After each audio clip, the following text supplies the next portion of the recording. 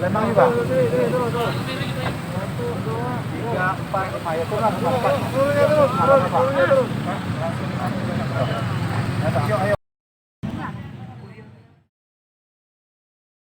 Seperti inilah yang dilakukan petugas gabungan yang berada di pos pengamanan operasi Lilin Musi 2020 Kota Lubuk Linggau yang melakukan pemeriksaan kesehatan serta rapid test secara acak kepada para pengguna kendaraan yang berasal dari luar daerah.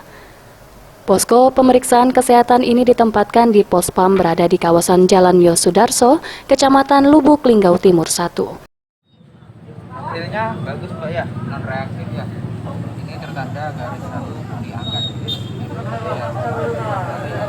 Non reaktif.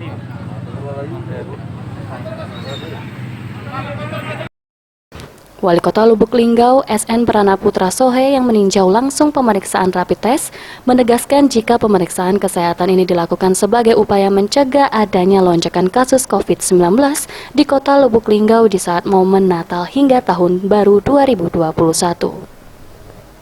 Selain pemeriksaan rapid test bagi warga pendatang, Pemkot Lubuk Linggau juga terus menghimbau masyarakat dalam merayakan Natal maupun Tahun Baru agar tetap menerapkan protokol kesehatan yakni memakai masker, jaga jarak, dan tidak ada kerumunan serta rajin cuci tangan sehingga penyebaran COVID-19 dapat semakin ditekan. Sementara itu, dalam pengamanan perayaan Natal hingga Tahun Baru, Polres Lubuk Linggau juga telah menerjunkan lebih dari 100 personil gabungan TNI, Polri, Satpol PP.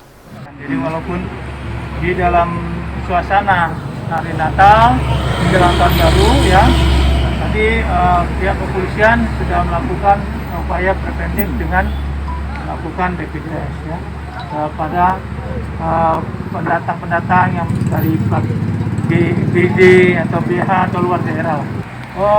Kita sistem acak lah ya, nggak ada random lah ya, pokoknya enggak.